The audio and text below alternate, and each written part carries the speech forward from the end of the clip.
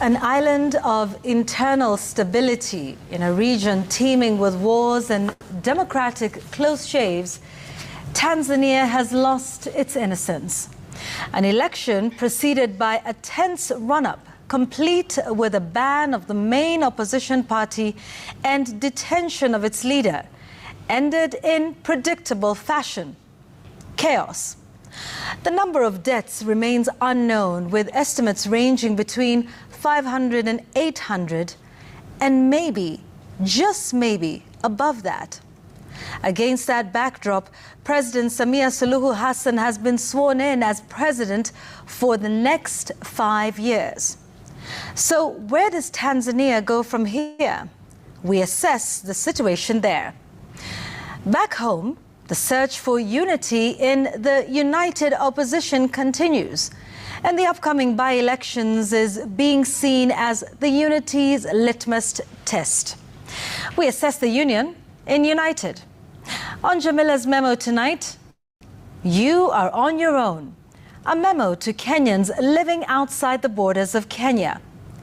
Bonyo picks a bone with the education CS Migoso Gamba over his reluctant war with ghosts. Sam Sense is directed at the Gen Zs and the millennials. Do they know what the older political classes are cooking?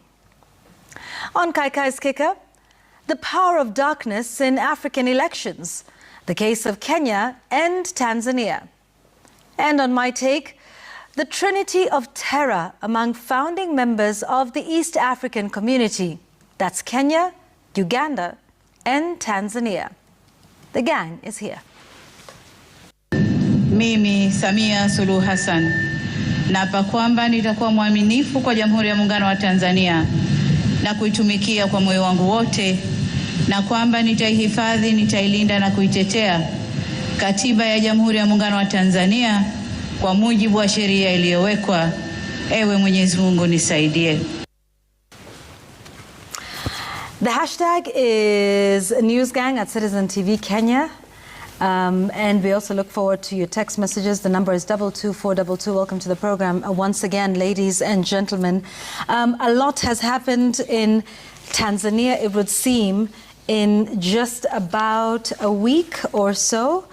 From the 29th of October, when the election was done, to Monday this week, that was what, the 4th or the 3rd of November? 3rd of November. When President Samia Suluhu Hassan was sworn in. Quite a bit that's taken place. I'd like us to begin with the swearing-in process, which we understand took place at the Chamwino State House in Dodoma. Jamila, let's begin with you naturally kwa Waswahili. Kuna matatizo kwa jirani. Yvonne, and I remember we talked about this last week when we discussed the elections on 29th, and we were asking our analysts who were here about whether what was seen had been expected in any way. And they said yes, because all the signs had been there, starting from the opposition, not like the strong opposition, being allowed to be part of the process.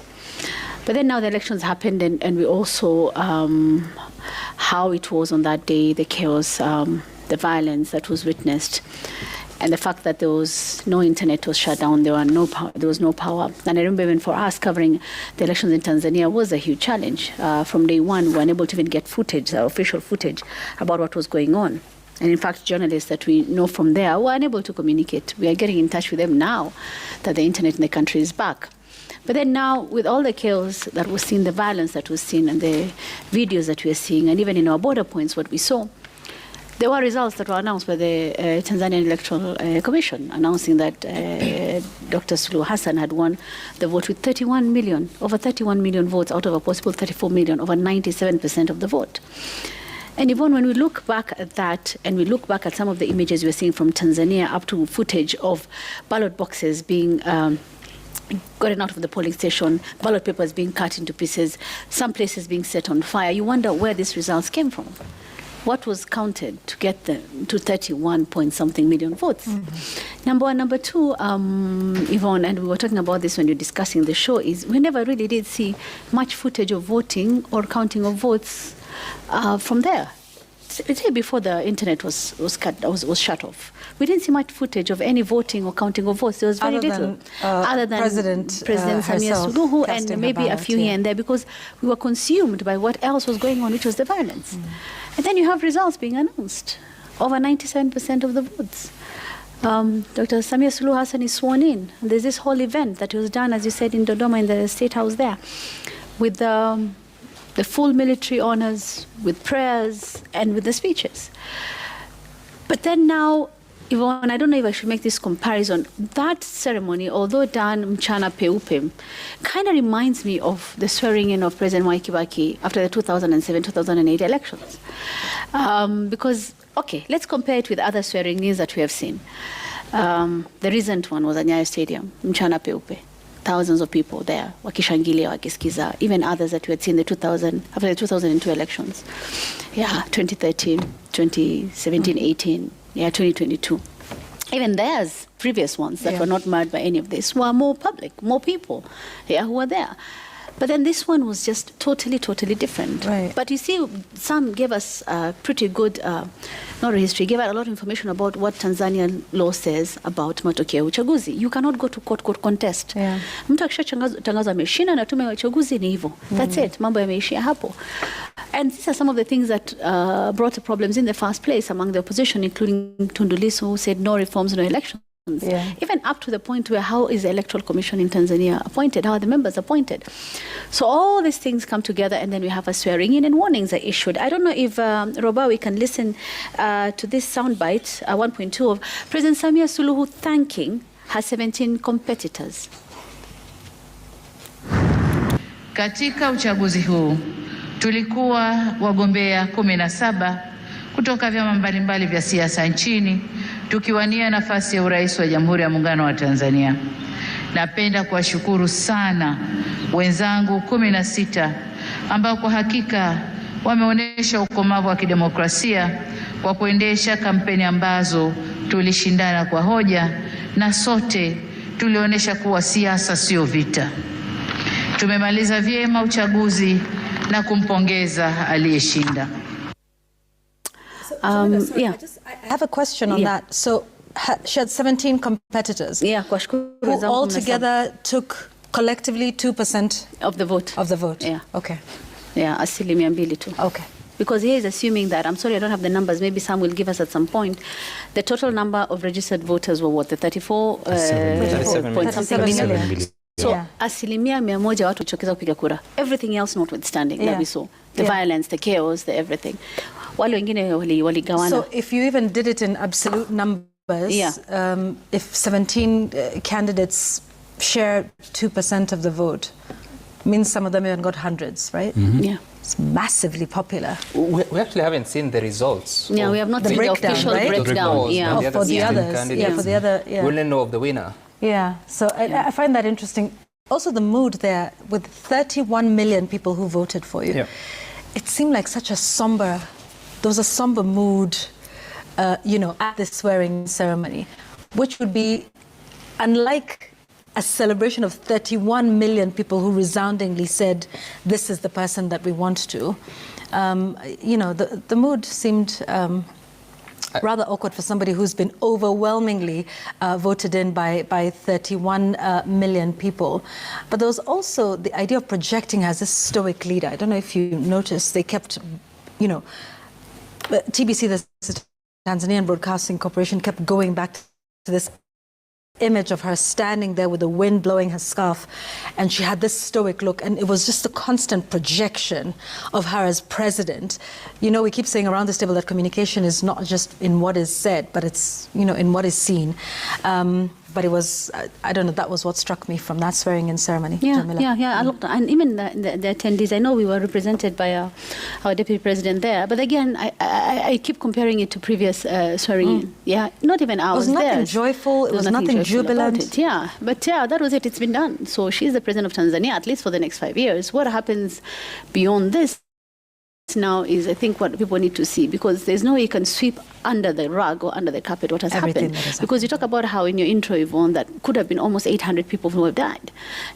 And 800 people. So that is massive. That's a lot. And you cannot just continue as normal with something like that, because there were, she spoke about what happened in Tanzania, and Roba, I'm going to request again if we can listen to her talking about kilichotokea sio Tanzania at the swearing in.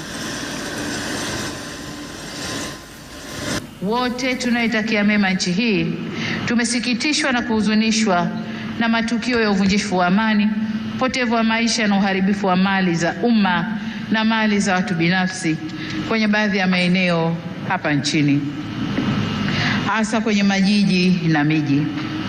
Kilichotokea hakiendani na taswira na sifa za Kitanzania na sio Utanzania. Haikutushangaza kuona kuwa baadhi ya vijana waliokamatwa kutokana na kadhia hiyo wametoka nje ya Tanzania. Vyombo vyetu vya ulinzi na usalama vinaendelea kufuatilia na kuchunguza kwa undani zaidi kilichotokea na kuirudisha nchi katika hali tuliyoizoea kwa haraka. I don't know, listening to that whole thing where she says, haikushangaza kuona kwa baadhi ya vijana waliokamatwa kutoka na kadhia hiyo wametoka nje ya Tanzania. In my opinion, it's almost like in denial that actually this happened, what happened in Tanzania was by Tanzanians themselves who are angry about how things were going, how the elections were being conducted, how this whole process, democratic process that is supposed to be the voice of the people, is being done. So there needs to be an acceptance that this happened and that we need to do something about it. Remember, they kept saying no reforms, no election, no reforms, no elections. Kenya. So who are those? Who are those? Exactly. Kama si wa Tanzania wenyewe, because who would benefit if there were changes in Tanzanian laws about elections? 2007, 2008 happened in Kenya. We lost lives. And then reforms came. But no one wants to go through that route where you have to see violence and people dying for changes to come. Again, as I said, this cannot be swept under the rug. We saw the statement by SADC observers. We saw the statement by the AU about how those elections were. And it cannot just end like this. Indeed. Yeah. And I want us to take a look at, maybe Sam, you can take us through what those election observer reports said. There was the African Union one, which was, I think, by far, the most comprehensive and perhaps the most stinging. There was the one by SADC. There was the letter that was written by the Mo Ibrahim Foundation, that was written to the president. And what I found interesting about the letter from the Mo Ibrahim Foundation was it was a letter directly to President Samia Suluhu Hassan herself, as opposed to the others that were reports about, the state of the election and how that was conducted. But Sam, those reports were pretty damning. Oh yes, and you see, because of the blackout that was, whether it's the internet shutdown or the inability to even access what the Tanzanian media was saying about the election, you are left to now trust those that were there. What are they saying? President Suluhu has said there are a few elements that are interfering with the election process. Some of them not even being Tanzanians from outside of that country. But also, the other sources are now these observer missions. If you have to look at the one from the African Union, they are talking about how the mission was able to observe that there was actually ballot stuffing at several polling stations where voters were issued multiple ballots to vote, compromising the election integrity. They talk about the situation that not all people that appear to vote were carrying the identification documents that would identify them as voters. There's also a question about people that only voted for the presidential vote, not in the other parliamentary or councillor elections. So clearly it paints to you that particular picture you're talking about, because if you're saying that Samia Suluhu got that 1.5 million votes in an election that the opposition was not participating, if you talk about the mainstream opposition, one of the parties being Chadema, compare that to 5 years ago when Pombe Magufuli was the presidential candidate and Samia Suluhu the running mate. What were the votes? The vote that Pombe Magufuli got was 12.5 million votes. Ooh. Tundu Lissu got 1.98 million votes. That's an election that both the opposition and the government party were taking part in. A few years later, 5 years later, you jump from 12.5 million to 31.5 million votes for Samia Suluhu. That's a jump of about 19 million votes. I mean, How does that happen? Because ideally, when you have an entire wing of the opposition barred from participating in an election, and it's across all the elections, you have the person who would have been the presidential flag bearer in prison throughout the pre-election phase up until the election days and post. Then how do you say that the participation in the election is way higher? I know the motto, if you look at the coat of arms of Tanzania, the rallying call is Uhuru na Umoja. Uhuru in English is freedom. Yeah. Umoja is unity. Freedom and unity. Well, maybe there's unity because of the number of votes that you find declared there. But as far as freedom, we don't see it much. If you're to talk about even what the reports are able to observe, in as far as the shutdown, the access, and people getting an opportunity to vote in a free manner, because the violence doesn't help when it comes to those particular elections.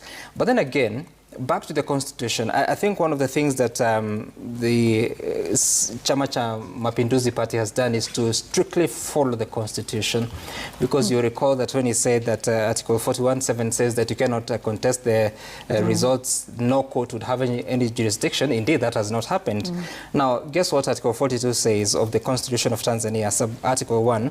The president-elect shall assume office of president as soon as possible after it is declared that he has been elected president. And I'm reading what is written. He, not she. He has been elected president. But in any event, he shall assume office before the expiration of not more than 7 days. So a strict adherence to the constitutional framework that has been laid down.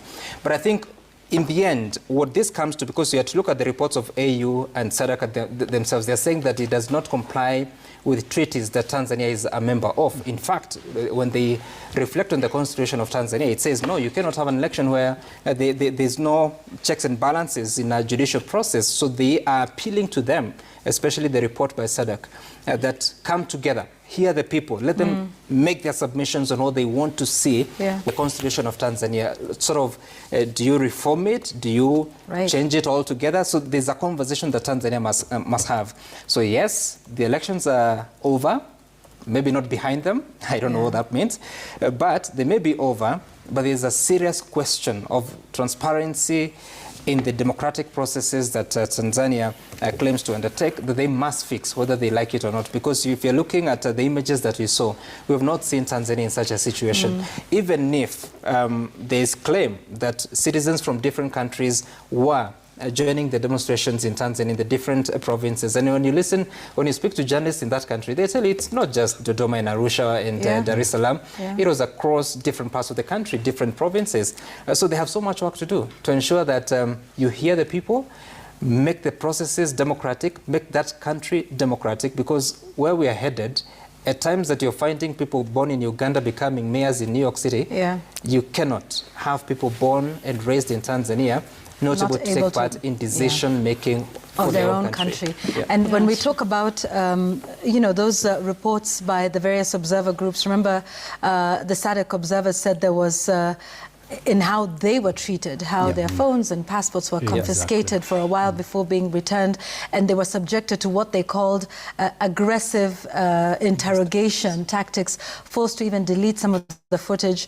But this is what President Samia Suluhu Hassan is saying. In fact, in her inauguration speech, she did address those reports by the various observer groups. Let's listen. Makundi yote ya waangalizi yameshatoa taarifa za awali na tunawashukuru kwa kuwa nasi, na kwa heshima kubwa tumepokea maoni yao. Hata hivyo, kama alivyowahi kusema Rais wa awamu ya 3 ya Jamhuri ya Muungano wa Tanzania hayati Benjamin William Mkapa mwaka 2000 wakati akiapishwa kuwa rais, na hapa nanukuu kipande tu cha hotuba hiyo kinachosema: na washukuru watazamaji wa kimataifa kuja kushuhudia uchaguzi wetu ulivyofanyika. Walipotusifu tumepokea sifa hizo kwa unyenyekevu mkubwa. Tumesikia pia waliodhani hayakwenda sawa, na mengine hata sisi wenyewe tumeyaona. Maagizo ya kutuelekeza nini cha kufanya tumeyakataa. Ushauri wao tutauzingatia ili tufanye vizuri zaidi siku zijazo. Mwisho wa kunukuu. Maagizo yao tumeyakataa. Ushauri tumeusikia. So do with it Yvonne, what you want. You see, there's no election when you don't have genuine competitors. It's a coronation. And right from when Tanzania announced election dates, it was all designed for Samia Suluhu to become the ultimate winner of that challenge. And all the actions by the National Election Committee, by the state security systems, and everybody in government was designed to give her a win. So I really didn't see the need for all this that we have seen happening in Tanzania in the recent days. But like we have read the reports by the Observer Mission, if you look at what SADC has indicated, if you look at what AU has indicated, I don't know which observer group will give it credibility. It totally lacks legitimacy. And by the way, at this point we must ask the EAC Observer Mission led by the former Ugandan Vice President, Dr. Kazibwe, and deputized by Maina Karobia, where their report is. Because if SADC has done a report, if AU has done a report, then EAC also owes us a report. It is important to note that some of the things, some of the handling of these observer missions were not in line with international democratic best practices. And therefore it tells you the environment was already polluted. And therefore the credibility of this election was in question from day one. We said here last week that this is an opportunity for Tanzania to rewrite its political culture. If Samia Suluhu truly heeds, in as much as she says tumewasikia, na the other Kiswahili words must be very difficult. I'll not attempt to paraphrase. But she's basically telling them what you guys said, got in with the left, exited with the right. And therefore, she is stamping her authority.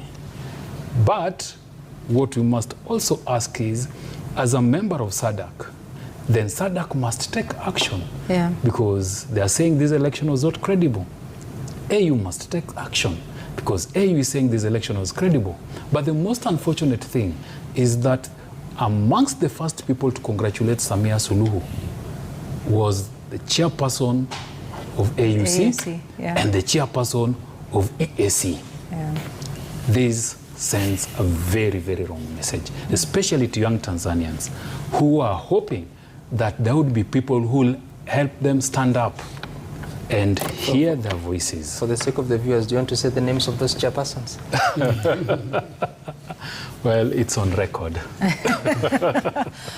No, you know, it's interesting when you talk about the people who would have wanted to hear something, you know, from them.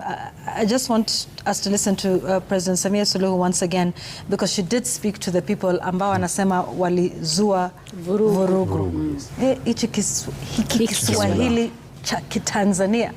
There's a reason they think ours is diluted. Let's listen to the president there. Tumie fursa hii kutoa onyo kama mama, kutoa onyo kwa wale wote waliochochea uvunjifu wa amani. Na nawataka watambue kuwa vurugu na uvunjifu wa amani huishia kupimana nguvu na uwezo wa kujihami, ila mazungumzo huzaa mshikamano.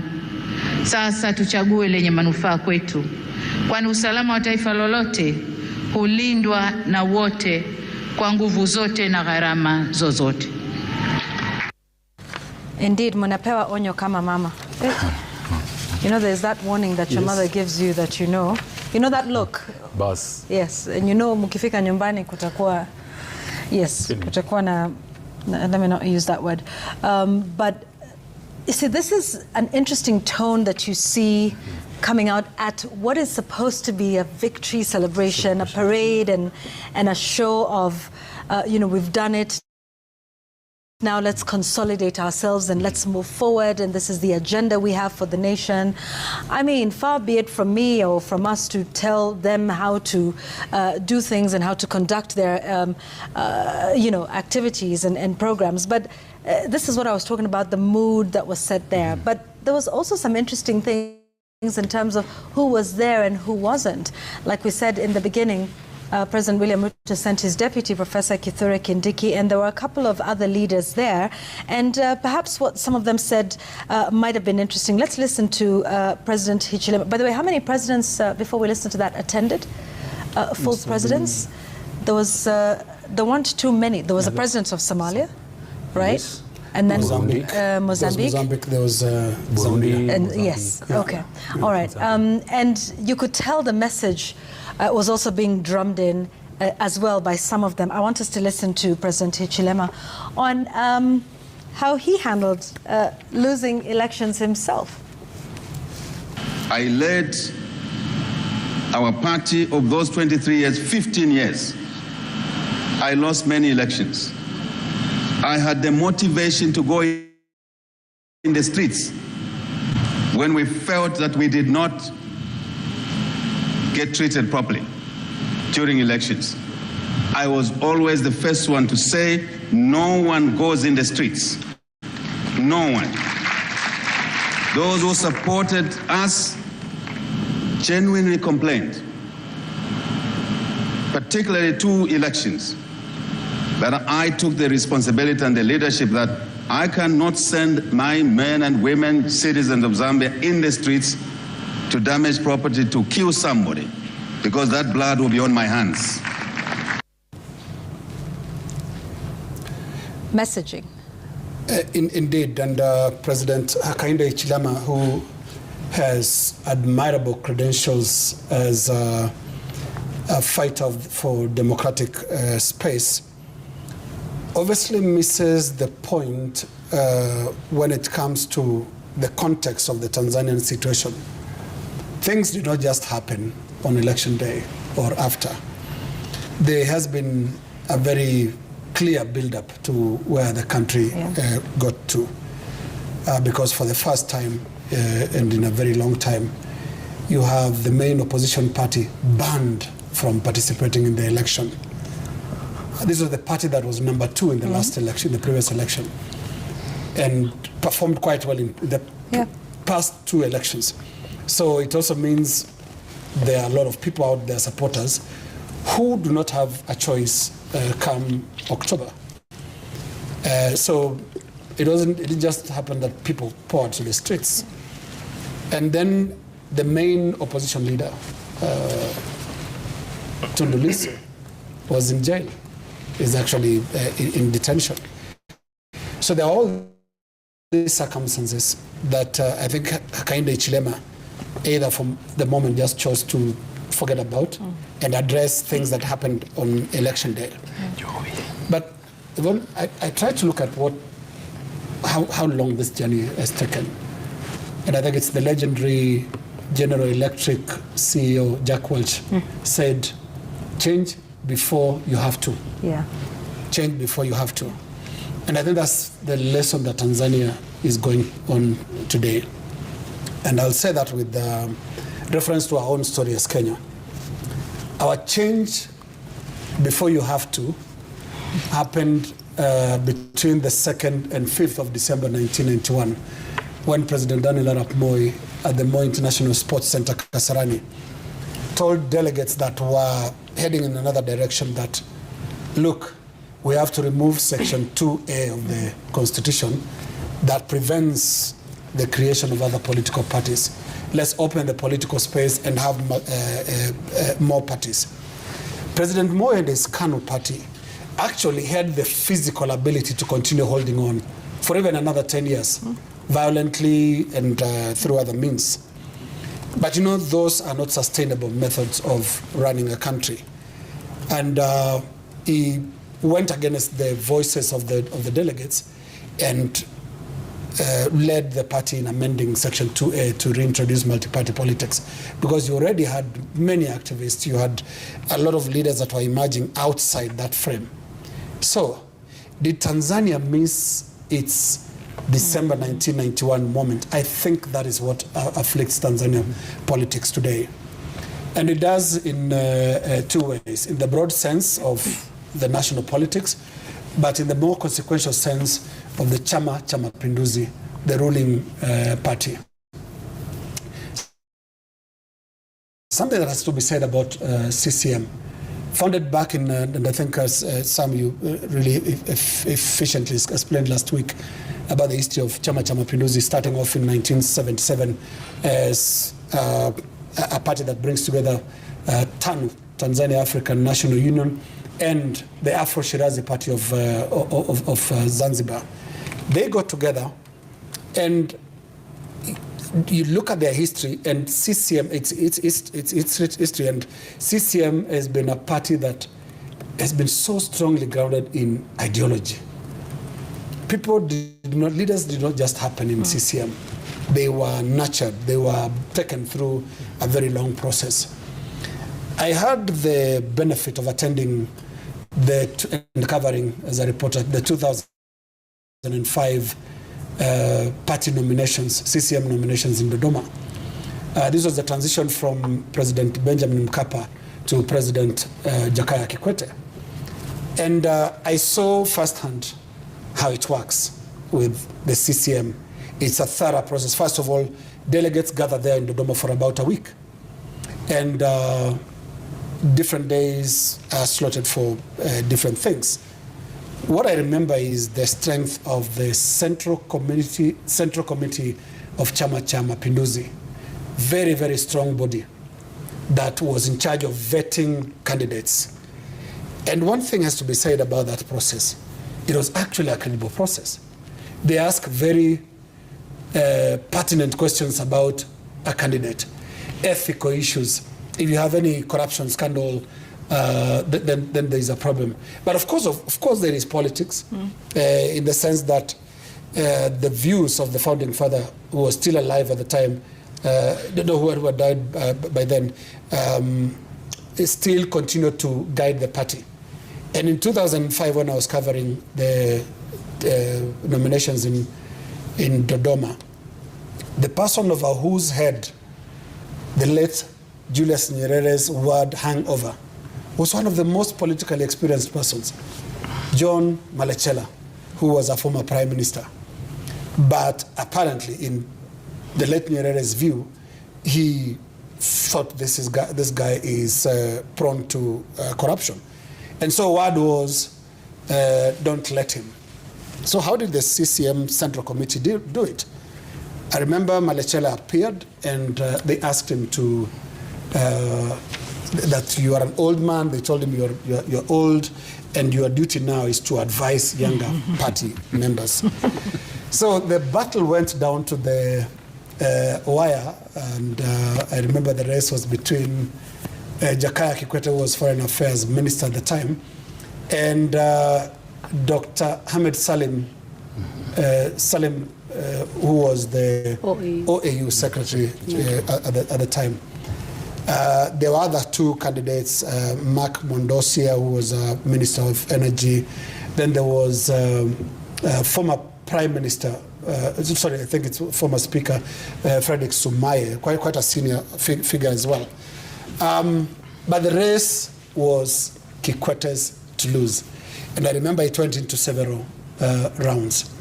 Now, I'm referring to this story because of the openness of that process.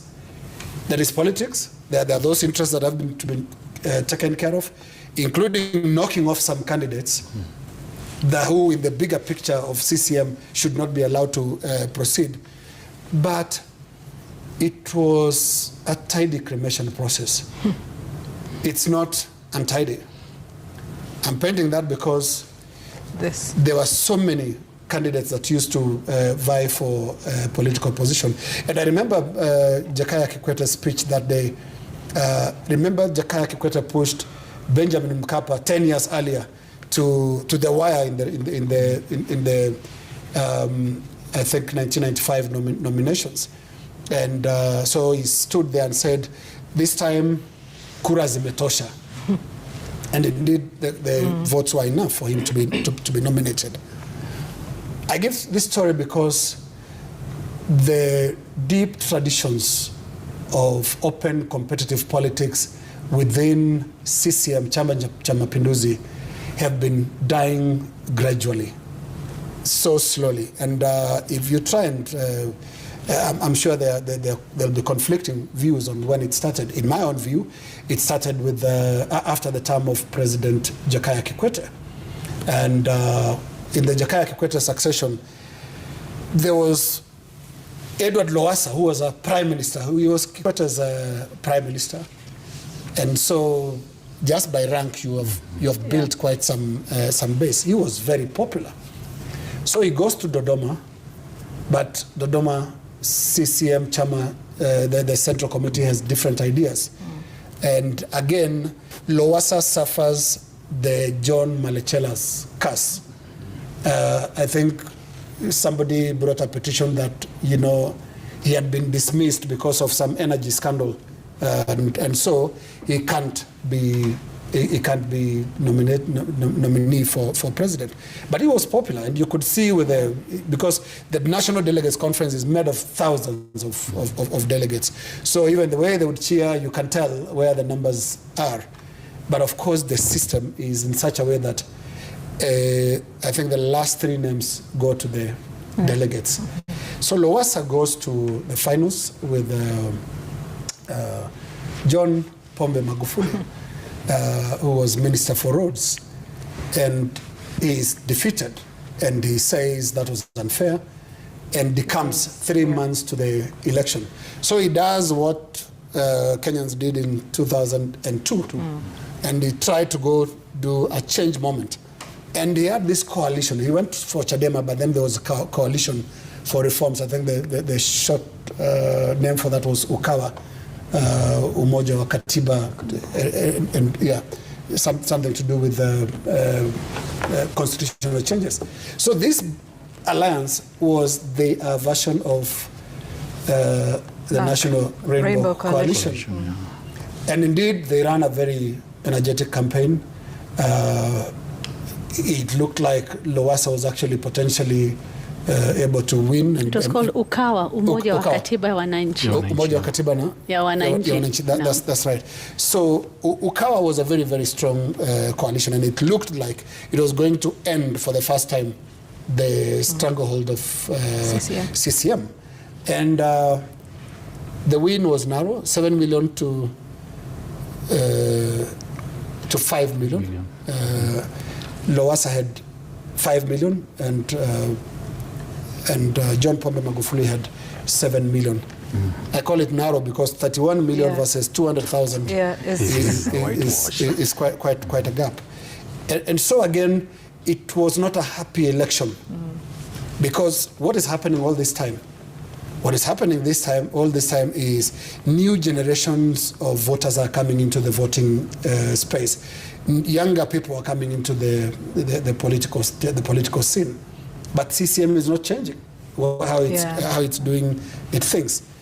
Fast forward that to the rematch between Lowassa and Magufuli.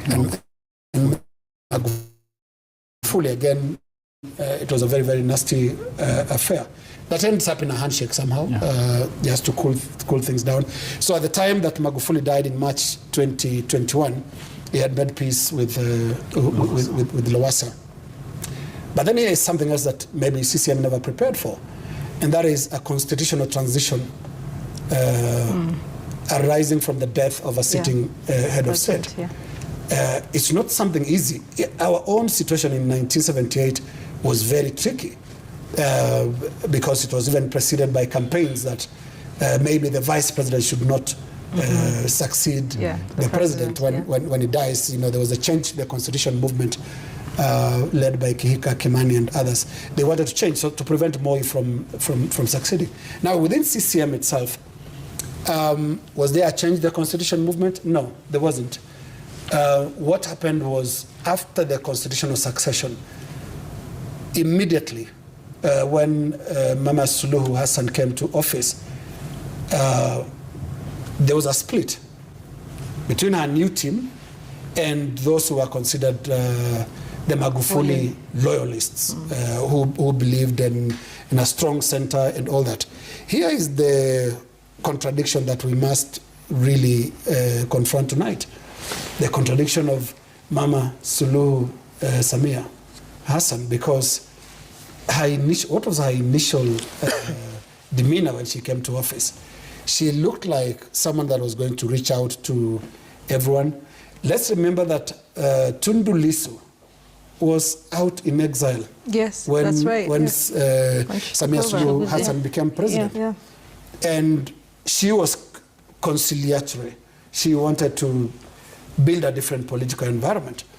And that is how Tundu Lissu went back to Tanzania. Yeah. So that the same Suluhu who brought Tundu Lissu back home is the same Suluhu that then sends him to prison and prevents him from running for election. Yeah. Is really an oxymoron here. Yeah. And it's something that is surprising, a surprising twist. But I'll try and explain my own theory of what happens there. CCM and the Tanzanian government is run from the center. It has a strong bureaucracy, arising obviously from the nature of CCM, which is almost, you can compare it to the Communist Party of China. Yeah. You can also, if you want to be soft, it can be compared to the ANC, African National Congress in South Africa. Mm-hmm. But it's more China than South Africa because ideologues control their thinking and guide political direction. And I think that is where the central bureaucracy that includes the security services. We should all remember the intrigues that surrounded the handover to Samia Suluhu Hassan when Magufuli died. You remember the rumors that there are sections that are not happy, so the military has decided this way and that way. Half it, take 50% of that to be untrue, but take 50% to also reflect some of the realities that go on there. The strong security bureaucracy in Tanzania is very, very involved in decision making, which is why we'll always find this difference between the soft motherly voice of Samia Suluhu Hassan and what actually happens in Tanzania, because she sounds, she doesn't sound like what we are seeing, basically. Yes. So it's because behind that also is a very powerful, strong center that directs the security operations in Tanzania, and you can see this was not an election. To call this an election is to lie, and I think we in the media cannot do that. That was not an election. It was a coronation. And an untidy one, done again by, I'm sure, the security services. That, you do this, there'll be an election. How many people do we have registered? 37 million, can 32 million vote immediately and allocate some 200,000 to 17 other people. And I say this not in condemning Tanzania. We do these things even here in Kenya. Only that you make sure, do it in a scale that Kibaki used to call a bit intelligent. The threshold is 50 plus one in our case. So don't do 90 plus 1. Don't do 90 plus 1. But again, I try to say that, and again, there comes an election that we had in October 2017. Oh, yes. That had 90, was it 98%? 98%. Yes. Suluhu is trailing. Just suddenly. So in terms of pointing fingers, nobody in the region can. We used to point fingers, but the last time we should have pointed fingers in 2002. The rest of the time, no. Can you just be a bit tidy about it? Like, don't lock up your main opposition. So what I was saying in summary is change is catching up with CCM. And CCM is not managing change. And if CCM doesn't manage change, change will manage CCM. For them. Yeah, true. Absolutely. Let's take a break. When we come back, we have more on the program. This is NewsGang.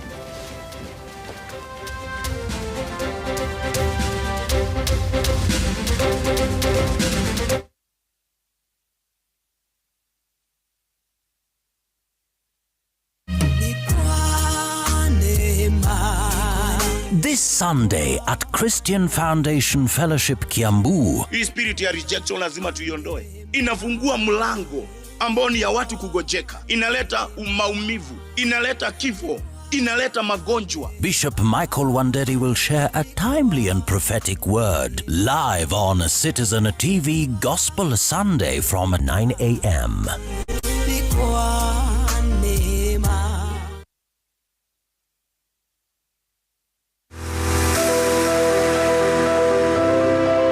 If you prefer a sweeter taste, opt for honey or a sprinkle of cinnamon instead of refined sugar for a healthier alternative.